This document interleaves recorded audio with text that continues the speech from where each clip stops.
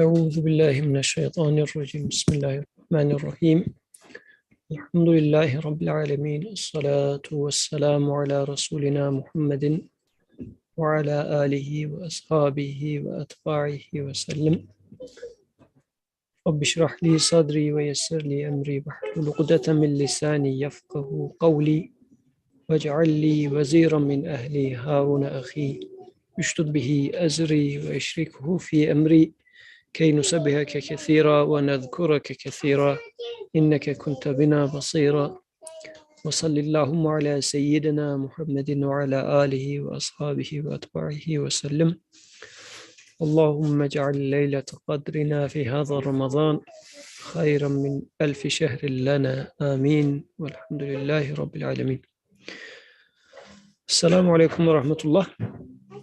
Inshallah, let's keep reading from the 26th word, which was about qadar, divine determining. And we went through first 3 topics, and now we are concluding the text. This is the 4th topic, inshallah. Bismillahir Rahmanir Rahim. If you say, in the first topic, you proved that everything about divine determining is good and beautiful. Even the evil that comes from it is good, and the ugliness, beautiful. But the disasters and tribulations in this world refute that statement. So it looks like we are now tying it back to the very beginning, because this is our major concern pretty much. And as we were saying at the end of the first topic, author really concluded the matter.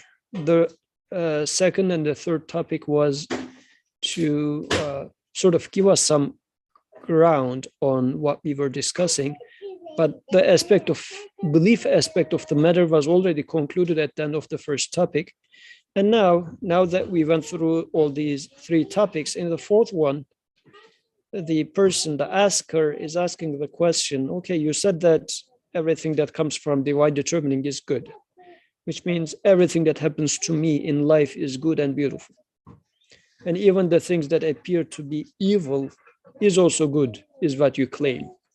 But what do you think about these disasters and tribulations in this world?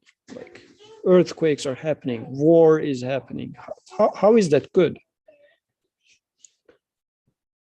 The answer, O my soul and my friend who feel severe pain out of intense compassion. O my soul and my friend who feel severe pain out of intense compassion. The facts that all virtues and perfections return to existence, and that the basis of all rebellion, calamities, and defects is non-existence, are a proof that existence is pure good and non-existence pure evil. I'll come back to that again. I'll read it once to see the big picture. Since non-existence is pure evil, circumstances that either result in non-existence or give an inkling of it also comprise evil. Therefore, life, the most brilliant light of existence, proceeding through different circumstances, finds strength. A little bit of a long sentence. Therefore, life, which is the most brilliant light of existence, so life proceeding through different circumstances makes it stronger. It encounters varying situations and is purified. Life gets purified by going through varying situations. It takes on numerous qualities. Life takes on numerous qualities and produces the desired results, and enters many stages and displays comprehensively the impress of the bestower of life's names. It is due to this fact that certain things happen to living creatures in the form of griefs, calamities, difficulties, and tribulations, whereby the lights of existence are renewed in their lives, and the darkness of non-existence draws distant and their lives are purified. For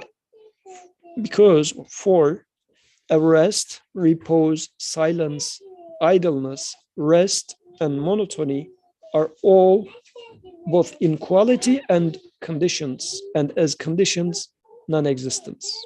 Like a rest, repose, silence, idleness, rest, and monotony. These are sometimes the things that we like. Oh, I'm too busy nowadays, I want some idleness. So idleness, rest, and monotony are all, both in quality and as conditions, non-existence. Even the greatest pleasure is reduced to nothing by monotony. Even the greatest pleasure is reduced to nothing by monotony. I'll keep reading a little bit more, then I'll come back. In short, since life displays the impresses of the most beautiful names, everything that happens to it is good. It's a bold claim. Since life displays the impresses of the most beautiful names, everything that happens to it is good. For example, an extremely rich and infinitely skillful person who is proficient in many crafts, for an hour and in return for a wage, clothes a miserable wretch in a bejeweled, artistically fashioned garment. This garment he made in order to make the miserable man act as a model and to display the works of his art and his extensive wealth. He works the garment on the man, gives it various forms, and alters it. In order to display every variety of his art, he cuts it, changes it, and lengthens and shortens it. Can the poor man receiving the wage be justified if he says to the person, "You are giving me trouble. You are making me bow down and stand up. By cutting and shortening this garment, which makes me more beautiful, you are spoiling my beauty." Does he have the right to tell him, "You are acting unkindly and unfairly"? Thus, like him, in order to display the impresses of his most beautiful names, the all-glorious Maker, the peerless Creator, alters with numerous circumstances the garment of existence he clothes on living creatures, bejeweled with senses and subtle faculties like eyes, ears, the reason, and the heart. He changes it within very many situations. Among these are circumstances in the form of suffering and calamity, which show the meanings of some of his names, and the rays of mercy within the flashes of wisdom, and the subtle instances of beauty within those rays of mercy. So that's all about the fourth topic. I'm quickly going back to the beginning. So I will reread the question and then summarize what I understand and leave the microphone to you. So please get prepared for making comments. So the main gist of now that we are wrapping up the topic. So at the very beginning, the author in the first topic was saying that, like, what is it that we have been studying? We are studying that everything in this existence that has happened and that will happen relative to me is coming from a book, is recorded, is arranged already. And then the author said, whatever comes from the Creator, whatever comes into creation is beautiful. Now, at the end of the third topic, we talked about, isn't Qadar tying my hands? So I'm not going back to last week's discussion. But now for that question, that claim sounds a little counterintuitive, like everything is beautiful. Because there are a lot of things that I dislike, that I consider as evil. So what is good, what is beautiful about that? What is like all merciful, all knowledgeable ones plan in here? I don't see it as being our response. So what's the answer? So the author first gives a more general answer in the first paragraph. And then in the second paragraph, he exemplifies, I believe, what he means by this general statement. And this is very much related to the problem of evil, actually. And in this part, he is making an introduction to the problem of evil with the fourth topic, which he is going to study in depth in the 24th letter. And I see Nazmul's name in the attendee list. And I know that he has done some study on that. So maybe he will have something to say. So the author's statement here is whatever. So the idea was life displays the most beautiful names. What is life? First of all, I'm asking myself, what is life? Like my existence, my consciousness, my, I don't know, life with eating food, enjoying food, or my interaction with my daughter, my consciousness, my intellect, everything that are given to me is what I consider as life. This constant change that I am in, but within that change, I experience all these goods. So what are they? All these are manifestations of divine names because none of these exist by themselves. This is why they are displays of most beautiful names. I mean, they are not displaying themselves. They are showing that, oh, somebody has given this to me because it cannot and does not exist by itself. Okay, cool. So life is manifestation of divine names, but what does that mean then? So the author says everything in existence is beautiful, or in a sense, existence is beautiful and non-existence is evil. This is the generalized answer that the author gives in this paragraph. And what is his proof for that? The facts that, now I'm reading from here, the facts that all virtues and perfections return to existence, and the basis of all rebellion, calamities, and defects is non-existence, are a proof that existence is pure good and non-existence pure evil. So everything else the author is going to build on top of that. So let me pause here and ask you, what is your take from this statement? The facts that all virtues and perfections return to existence, and that the basis of all rebellion, calamities, and defects is non-existence, are a proof that existence is pure good and non-existence pure evil. Okay. By the way, is the background noise too much? How does it sound? We have a reader here. She is reading her Ayşegül stories.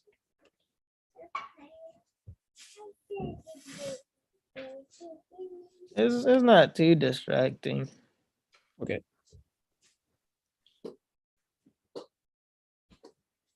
Okay.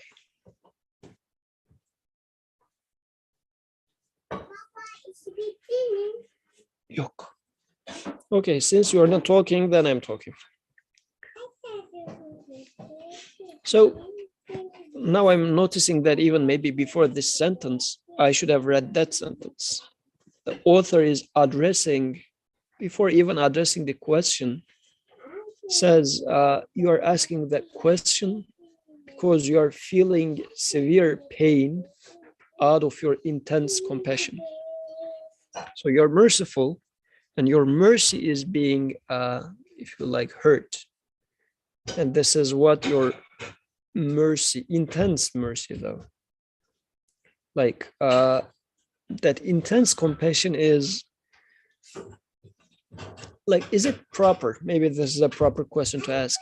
Is having an intense compassion a correct thing? Because in this case, for example, that intense compassion is preventing me to see the beauty in whatever is happening in life. To the extent that I say, oh, how about the calamities? They're not beautiful. This is contradicting or refuting your statement. So intense compassion becomes a obstacle for me. So it's good that the author is identifying this. If you have any comments about that, just keep that in mind. Intense compassion. Because when I say compassion, for instance, the first thing that comes to my mind, as probably I'm listening a lot of Sirah nowadays, Prophet ﷺ, we say that he is the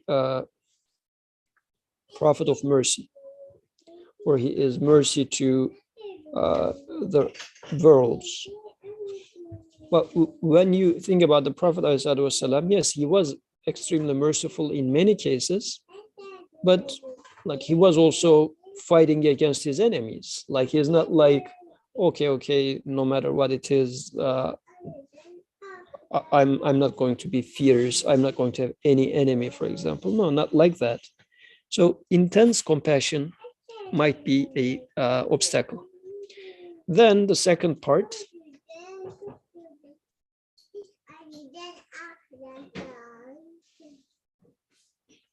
the facts that all virtues and perfections return to existence, and that the basis of all rebellion, calamities, and defects is non-existence, are a proof that existence is pure good and non-existence pure evil. So I'm trying to think about what the author is saying in here.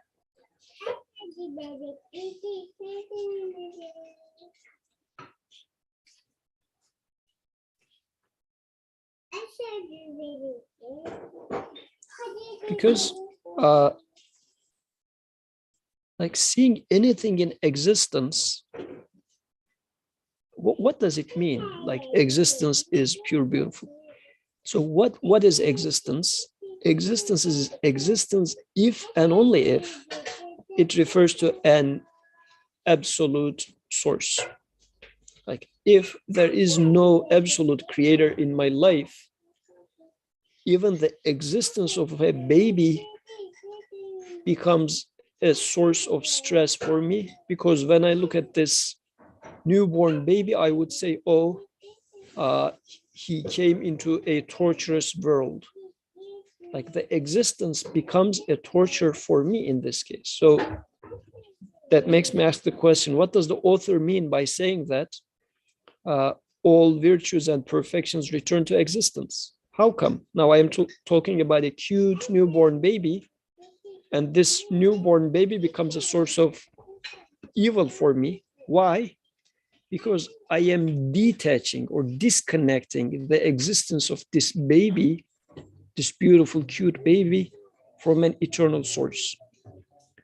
Once I do that, this apparent existence become a non-existence. This is why I think what author means by existence, non-existence in here is an absolute unending existence is what I would call as existence. Any other existence, if they are tainted by death and non-existence, they become ugly. So based on that, the author says, then whatever happens or whatever exists is beautiful, because it points to that absolute source, and the existence in the first place is beautiful. But that part is easy to understand, relatively speaking. But how about the ugliness? Now, when we flip it in the other side, the ugliness of non-existence means I do not see its connection to the eternal source. This is why I consider it to be ugly. Like a newborn baby, I consider it as ugly because I feel like, oh, this baby came into this world to be tortured, and eventually he's going to start enjoying the life, and then he will realize that death is going to give an abrupt end to this joy, and then will start the tragedy of this small baby. I do not see in there, for example, eternal life or eternal happiness. And this is not being able to see that, or maybe by my choice, not seeing that aspect, covering it up, non-existing, like the making it non-existent, making eternal life non-existent, is the source of my evil. So no matter what I say, actually, I will see that the source of evil is non-existence, not the existence itself. So in the war, I say it is evil. What is evil in the war? The thing that is evil in the war is I don't see purpose. And what I see if what I see in the war is innocent people dying for no reason and just going into waste, then I would say, yes, war is evil. But what is it that I am missing in here? I am missing that the war being created is an act of, is a creation of uh, an absolutely knowledgeable one. And I'm not talking about blindly assuming this, but observing that would make me say, and what will make me search for actually the wisdom behind and the purpose behind, the meaning behind, in a more general term, what that war means. And then I will start seeing the beauty, because now I am looking for existence. Okay. I am waiting for your comments at any moment. Yes, Aisha, please go ahead. I don't have fully formulated thoughts here, but it's very interesting, alongside, you know, the brief discussion you provided, that Nursi here is referring to those and himself as those who feel severe pain out of intense compassion. And we see that this is the reality that many people face, that I face myself. And it seems initially contradictory because we don't associate compassion with the experience of pain. But, you know, in the example that you gave and in other instances, you know, someone can feel even that severe pain can come in the form of severe guilt as well, of that comes out of intense compassion. Guilt of existing in a certain way where others don't have access to that certain type of lifestyle or resources, right? And that sort of person might say, well, I feel guilty in even existing because I didn't do anything to necessarily deserve this, but all these other people in this country or that country are going through destructions or tribulations that I'm not. And that sense of pain comes from, again, that intense compassion, that intense ability to empathize, right, and feel another person's tribulation and disaster. And I guess there are many different dimensions to talking about or addressing this issue. I mean, one, first and foremost, is recognizing and questioning the source of existence of that intense compassion, of that intense empathy, and questioning who is it that has given me this ability to feel compassion for other people? Who is it, or from where does this feeling to dislike a disaster and dislike tribulation and dislike suffering come from? And when I recognize that I'm not the source of existence of that, and that these feelings direct me towards the source of existence of that compassion, and the one who's also creating what I perceive to be a disaster and tribulation. So I guess, again, one dimension of it is recognizing that these emotions act as ways of redirecting our gaze and reframing our perceptions such that we don't make ourselves the center of such a perception, but we shift from a self-centric to a creator-centric perspective to recognize the meaning of these emotions and the meaning of these events that I dislike, and recognize that they are there for me to educate me, to tell me something, that they are not purposeless, that they are not meaningless, right?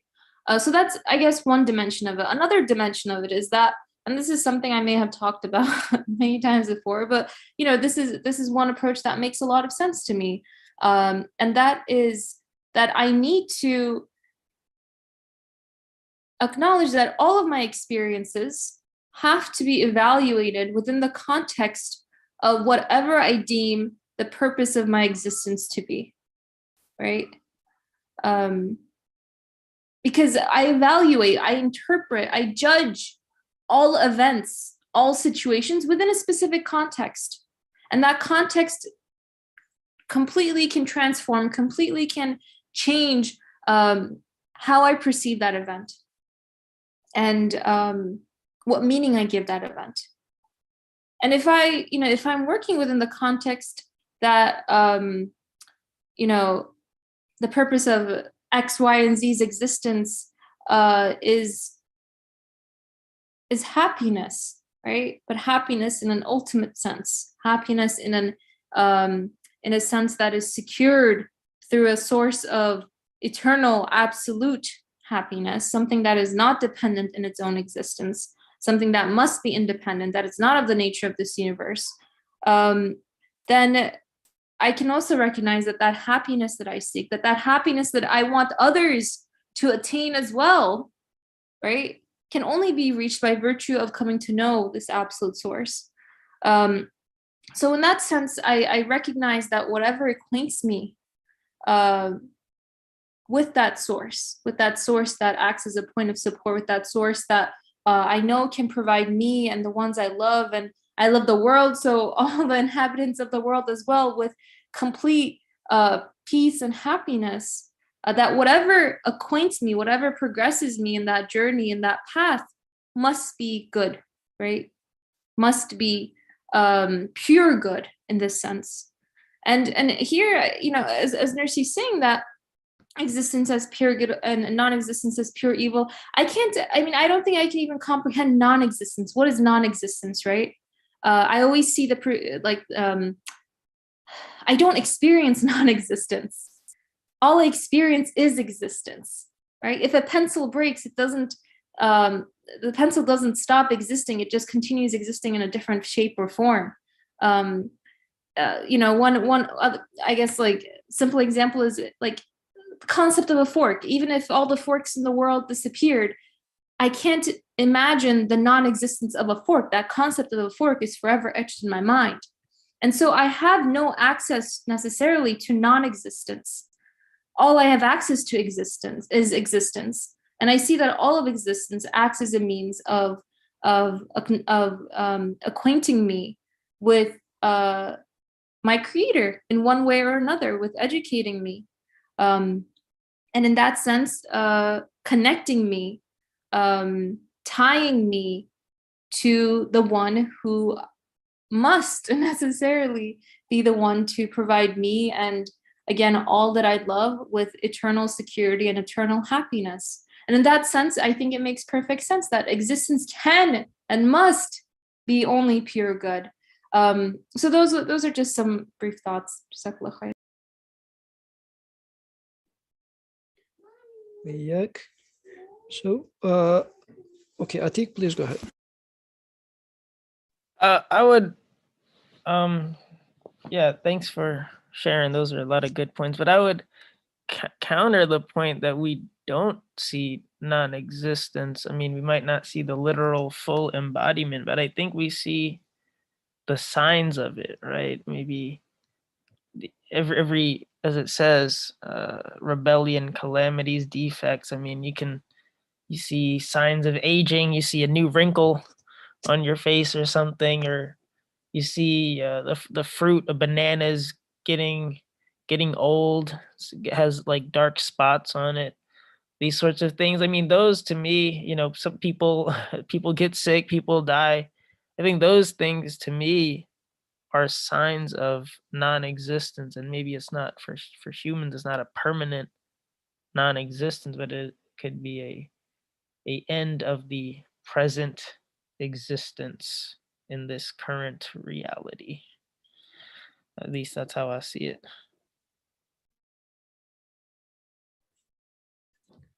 Yes, and Nazmul says the result of non-existence, a car wheel disappears and the sign of it is the car crashes.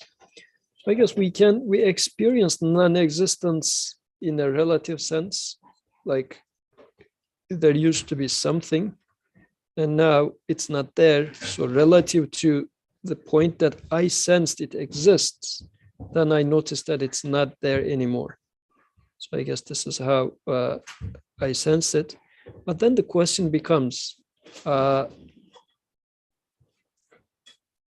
the calamities, what is it that I do not sense in there that I am complaining about? As the author says, I feel like compassion is missing in there. Like for example, a calamity comes, earthquake happens, and I say, why mercy is not here? Because I do not find mercy here. And I have a notion that there must exist mercy. Just a second. So since mercy, it's a question, first of all, why should there be mercy? And I think this goes back to وَعَلَّمَ آدَمَ الْأَسْمَاءَ كُلَّهَا. In a sense, I do expect to observe mercy in everywhere. This is, if you like, human is hardwired for that. I am taught this by my creation. But then when I see a earthquake, and since if I cannot see mercy in there, now it becomes non-existence for me. Lack of mercy is why I call it evil. Then the author is now saying that, is it really that mercy is not in there, or this is at least what I understand from author, is it that the mercy is not there, or you are not seeing it there? Because whatever comes into existence is beautiful, means then there is mercy in there actually. So it is in the form, whatever comes into existence is in the form that your humanity would accept it, would, because since it's coming in as the manifestations of divine names, and you are created by those, the owner of those divine names, there's going to be a perfect match. There shouldn't be any complaint really. But since I am not seeing some of the things that are already there, this non-existence of my understanding, my perception, is what's causing me to say that it's evil. So this is what I understand from this experiencing non-existence.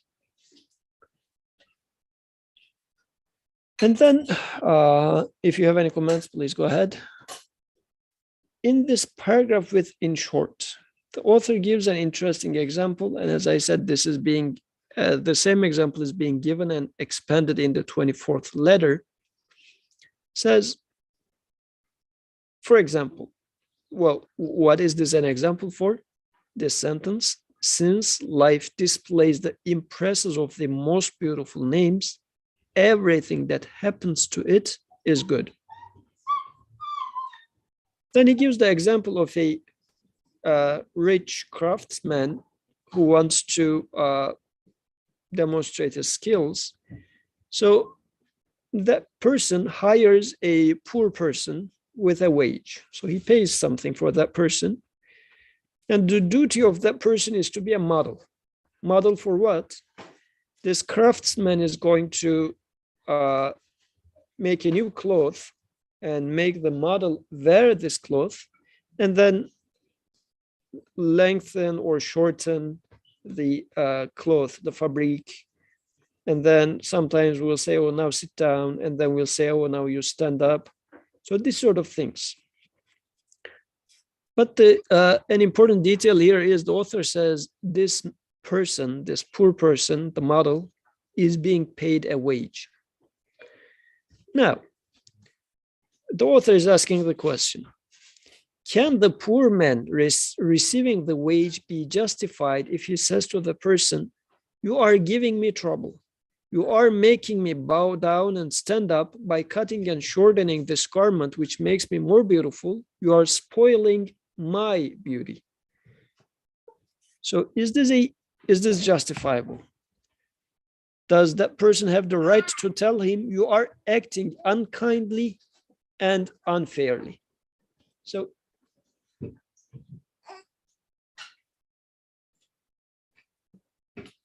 just a second.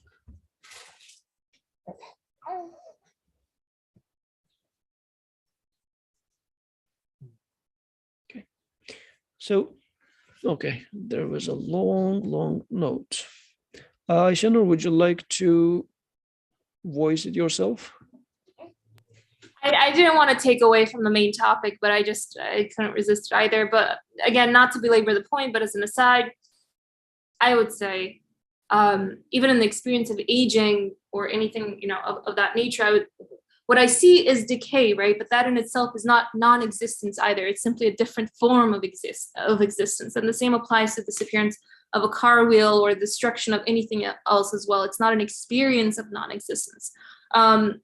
At most, if you like, perhaps for the purposes of the passages that we're reading, as Brother Yusuf said, it can be, we can consider a relative form of non-existence, but just to say this, by definition, everything I experience, it's hard to talk about these topics with these terminologies, I guess, but as Nazmul has written as well, non-existence can't be experienced, right? By definition, everything I experience is existence, including death and destruction of things. So in the technical sense, there is no experience accessible to me of a void of existence. Again, just as an aside, not super important for our purposes right now.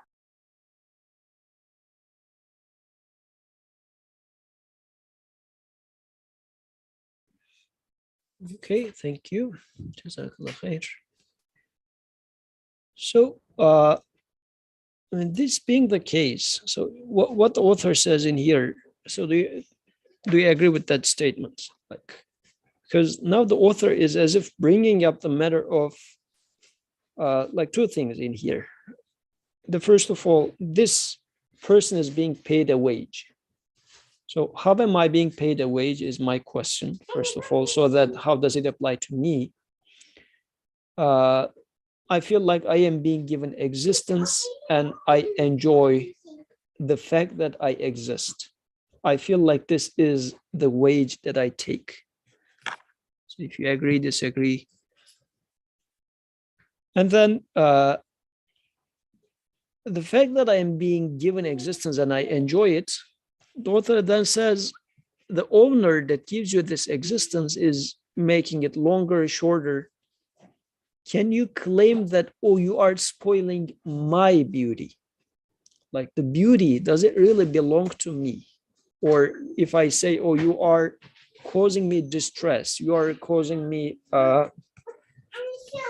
like by giving this calamity, or let's say you take away my life, which is the ultimate evil that one could consider, like death.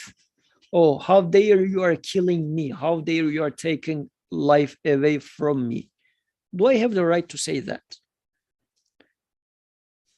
Because in the first place, it was not mine. Or let's say, well, we don't know what will happen if life is taken away from me. But how about my health being taken away from me, or youth being taken away from me? Can I say that, oh, why you are taking my young age or my strength away from me? Definitely, I don't have the right to say so if it's a matter of talking about rights. But how about the second part? You are acting unkindly and unfairly. Maybe it's not a matter of claiming rights, but is it, what do you think about this acting unkindly and unfairly? Not about the fair part, because there's no debate about being fair or unfair, really, because the owner takes it away and I am already getting paid, so that's perfectly fine. How about unkindly? What do you think about this part?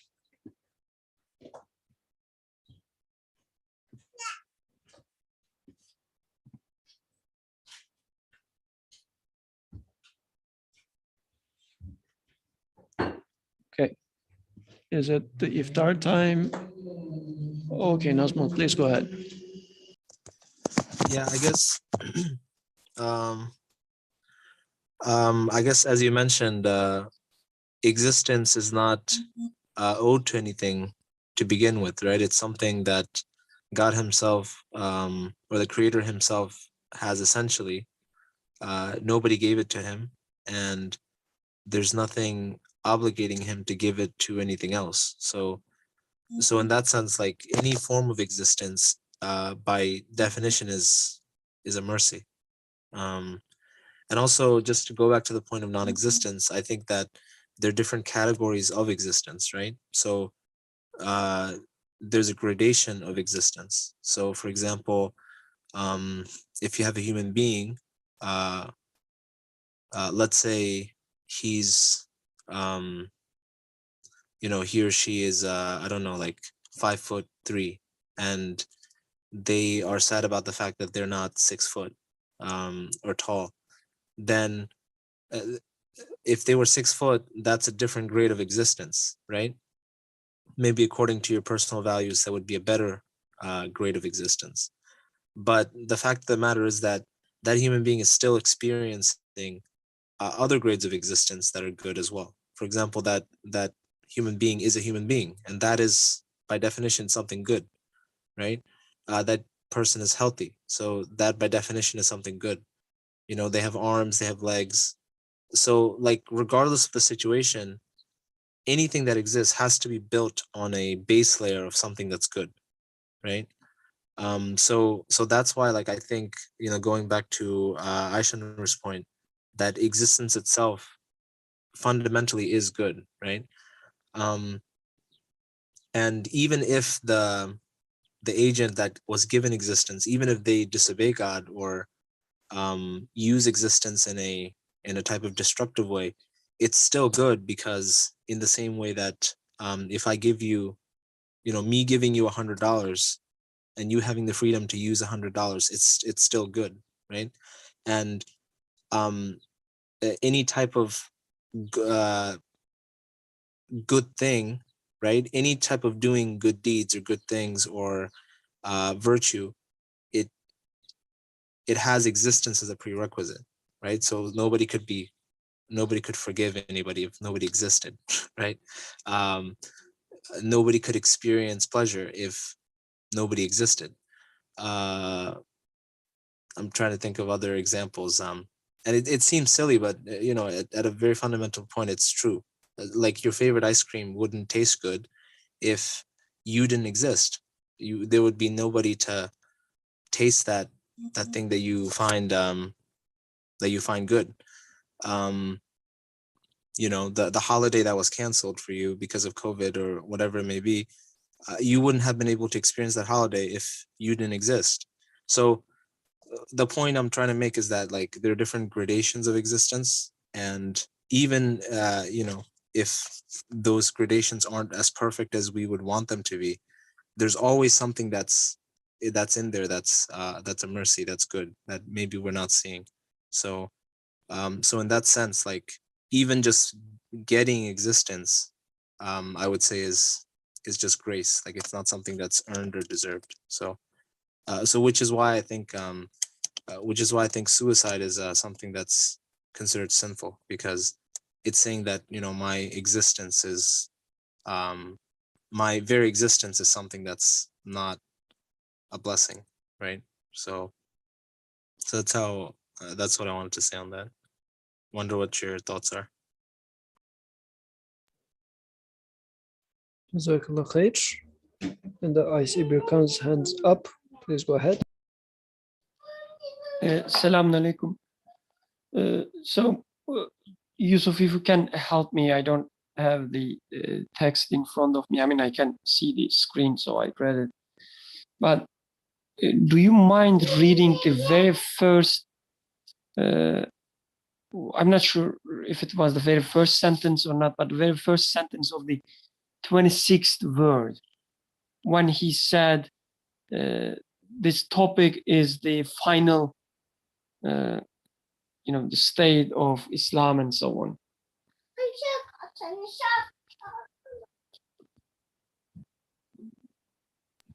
Okay, divine determining and power of choice are aspects of a belief pertaining to state and conscience which show the final limits of Islam and belief.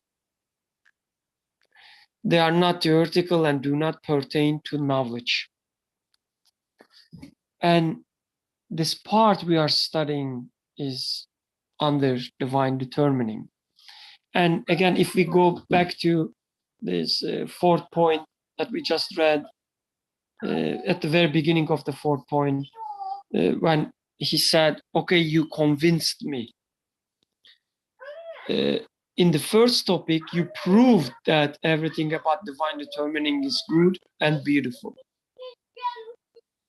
Even the evil that comes from it is good, and the ugliness beautiful. And then he says, but the disasters and tribulations in this world refute that statement. So the questioner is insisting on these practical examples. And I think this is not a mistake. So author as if telling us that this topic, divine determining, it requires a lot of preparations in terms of belief and in terms of Islam. You should be convinced of the belief in creator, belief in angels, belief in prophets, and so on and so forth, and study the divine determining under the light of all these belief matters. That's one thing. The second thing, when you study this divine determining, you will find yourself, authors as if telling us, you will find yourself having this difficulty. And then you will realize that there's something missing, about some basis. You will study them, you will prove certain things to yourself.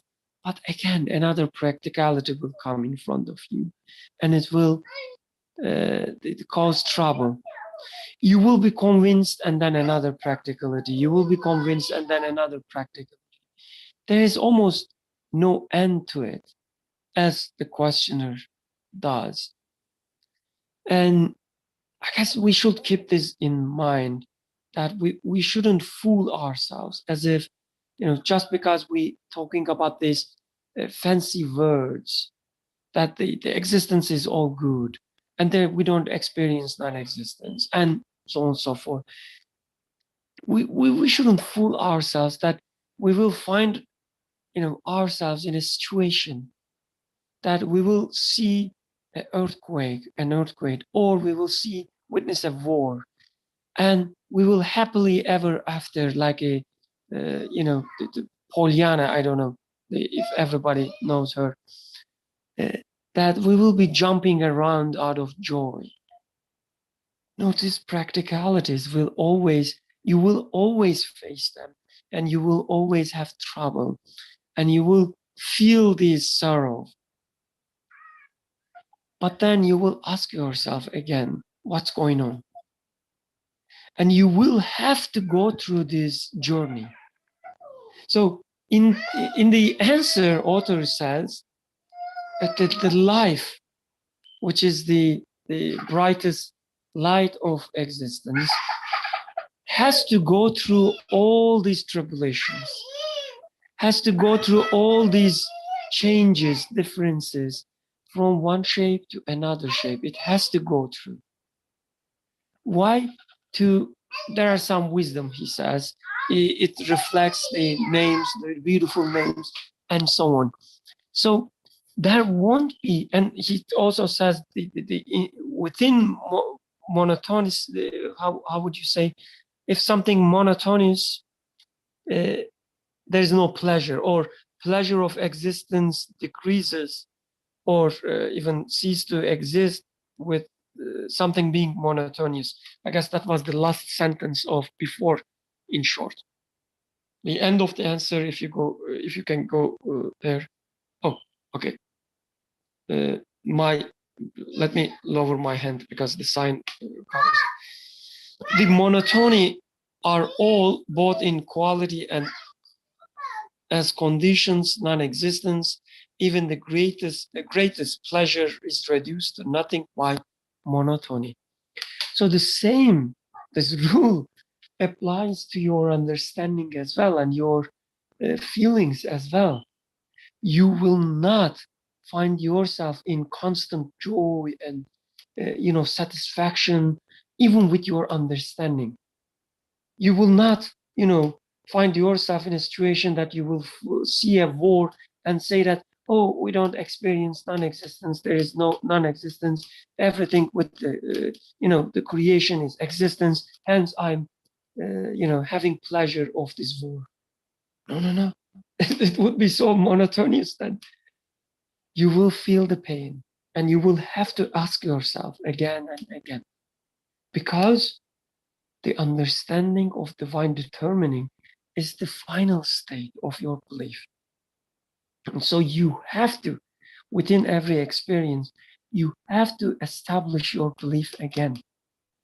And then if you can do that, only if you can do that, and only you are convinced that everything about the divine determining is beautiful, then you can give this answer. But before that, we shouldn't fool ourselves that just because we can memorize what is written here, that we resolved everything. So another thing, like in parallel to that, don't think that somebody will come to you and complain about, about the disasters, about the destruction, about killing or dying kids and so on.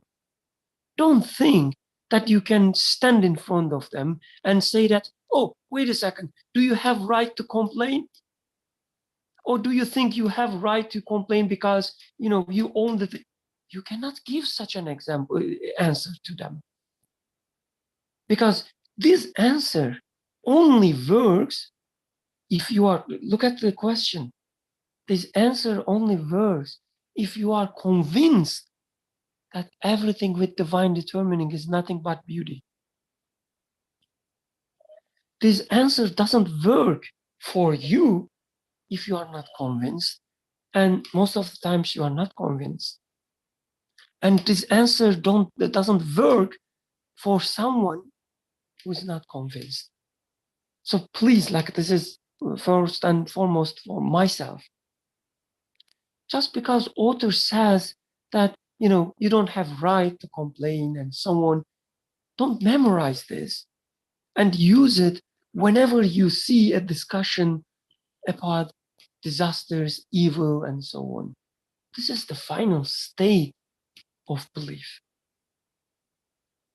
So, because when it comes to, do you have any right? Or do you think it is kindly or unkindly? First and foremost, you have to be convinced yourself. What you have is nothing but a cloth of existence that is given to you, which is a garment, which is a very beautiful garment. You have to be convinced about that first, and then you can say that there's nothing unkindly there. Otherwise, when you lose your eye, or when you lose your eyesight, I did. For a while, I was having this intense pain when I look at my screen. It was I cannot describe it. It was so intense. I was about to cry sometimes. But anyway, within this experience, if you come and tell me that because there is nothing unkindly there, I am far away from this final state of belief. I have to, go through all these steps again and tell myself that, wait a second, this pain, even this pain that you are experiencing, it's a beautiful garment. Without this understanding, if you ask me, Because do you think do you have right? Do you think it is unkindly? I'm sorry, but I will slap you, and I will tell you that I have all the right to complain. I have this pain. What are you talking about? I have to be convinced that even the pain, because the pain existence, isn't it? Even the pain. Just a second, please. Sorry.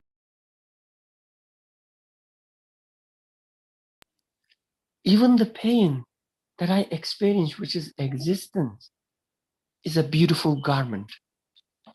My sight is a beautiful garment, and my creator changing it. And instead of sight, now he's giving me decrease in my sight and pain. This is my new garment. And Yusuf, please show me this new garment or the change in my garment, also beautiful. First show me, and then I will tell you that, yes, this is kind, and I don't have any right to complain. Jazakallah khairan.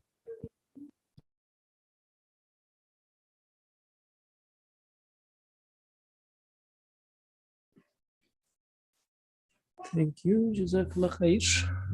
So, inshallah, after we are convinced of all these, I mean, let's say we are at the very latest stage of belief. I mean, I agree with Brother Birkan that in such a moment, if I'm not there yet, probably I'm going to complain about such an explanation. But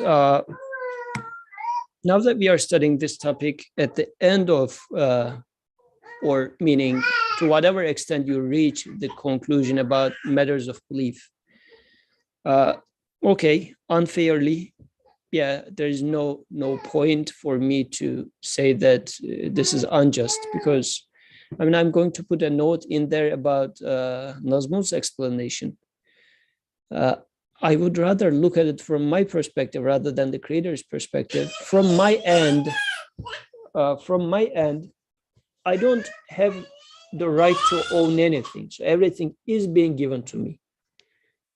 I mean, the owner, like whether the owner owned it by himself or took it from somewhere else, it's relative to me. What really matters is this is not something that I have a right to claim on, and it is being given to me. So in that sense, there's nothing to claim in terms of being fair or unfair. But for the unkindly part, and this is what actually the initial questioner was asking, or even the author said, you said that you are feeling this because of the intense compassion that you have. So because of this intense compassion, you consider it to be unkindly. So this is where now we need to put into question.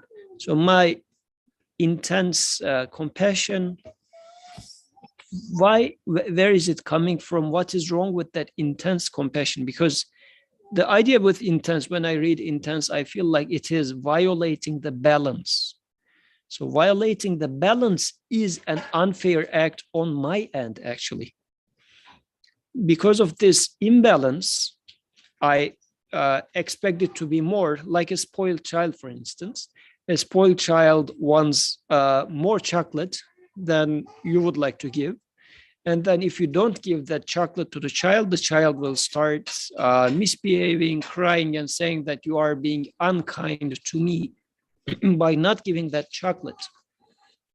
And in reality, not giving the chocolate in this case is a kind act, actually. So acting unkindly in this case is a problem on my end, because I'm not supposed to take this. But from my own view of the world, in which things are a little distorted, or I violated the balance, I say, oh no, eating the most chocolate is the best thing. Not giving them as much chocolate as I want is unkindly, then it's a problem on my end. So in this sense, this is also then asking for a evaluation of my worldview and my role in this existence. And again, taking it to Brother Birkan's comment, if I see that I am a witness in this world, I am not the engineer of this world, I am a witness of this world, then things are going to be a little different. And actually, the topic of qadar means I am not the engineer.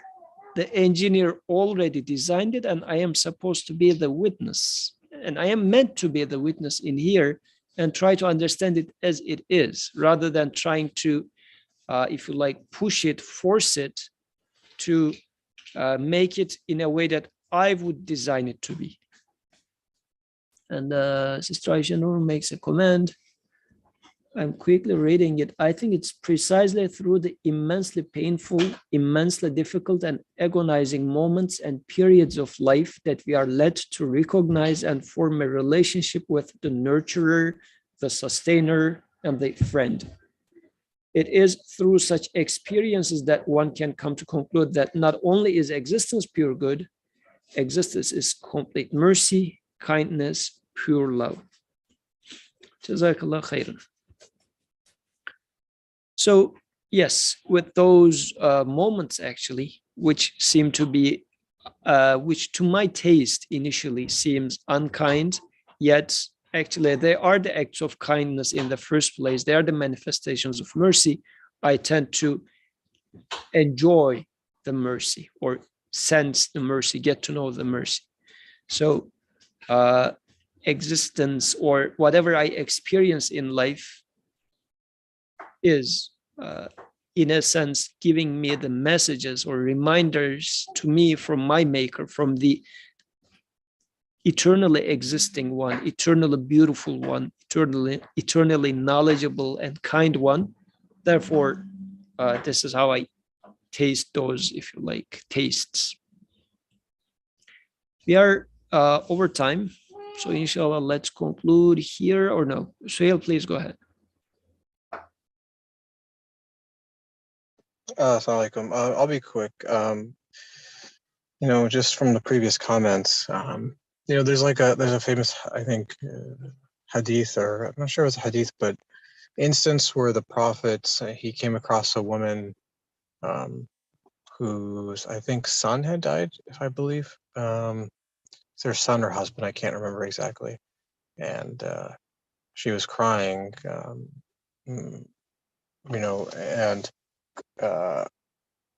and he said to have patience, or he told her to have patience. And she got upset with him. She's like, "You don't know how I feel."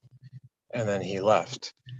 And then she came back afterwards to apologize to him for what she said to him, to which he said, I think, I can't remember, somebody may remember it exactly, where he said, like, patience isn't like something like in the moment that you're experiencing or something. I can't remember exactly, but in other words, that the calamity strikes.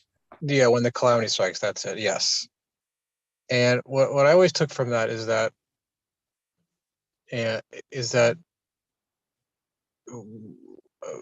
going back to what Berkan was saying at the beginning, that divine determining is at the final end, and it's not theoretical. It's not knowledge per se, because in a sense you've already concluded or already have this perception of the world built up, but it's how you put it into action in your own life. That's the point of divine determining. It's not a theoretical conclusion or a deduction.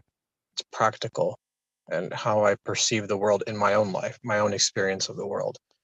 And it's in, like, as Aisha Nur was saying, there's no compelling reason for me to employ divine determining, truly, if I think about it in my own personal life, except save, like, in these, what we call quote unquote calamities. Like, I don't have a compelling reason to do so necessarily. Just human beings in general. I could, but if things are all good, I just don't think about it, honestly, to that extent. But it's only in that experience, especially in those experiences that I don't like, that I'm forced to reconcile how I feel with what I've reasoned or concluded. That's like the human conundrum. is because man is given both faculties. He's given the ability to think and to reason, and the ability to feel, and as the Quran says, to reason with his heart. Like the two are wed together, they're inseparable. And it's how do I reconcile it within myself of what I'm experiencing. Otherwise, it's all just knowledge. It's all just pure theoretical knowledge.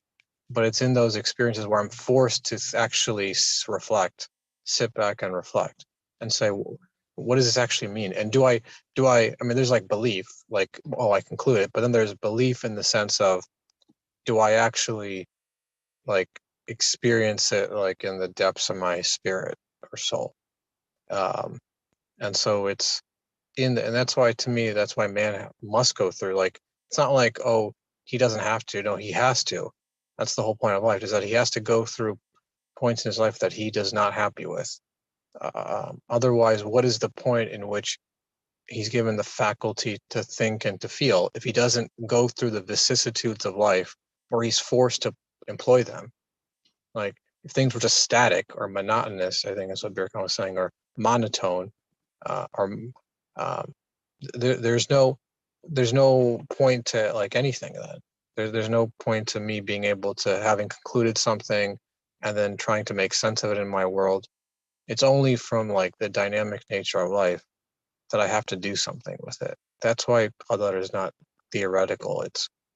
It's experiential. It's personal.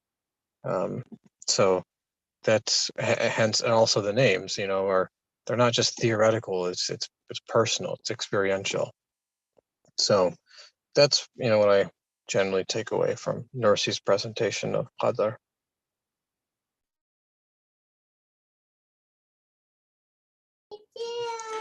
Jazakallah khair. So thank you, everyone. Alhamdulillah, we concluded the topic of Qadar, and the remaining part is the conclusion, which inshallah we will study next week. So let's finish it here. سبحانك لا علم لنا إلا ما علمتنا إنك أنت العليم الحكيم وآخر دعواهم أن الحمد لله رب العالمين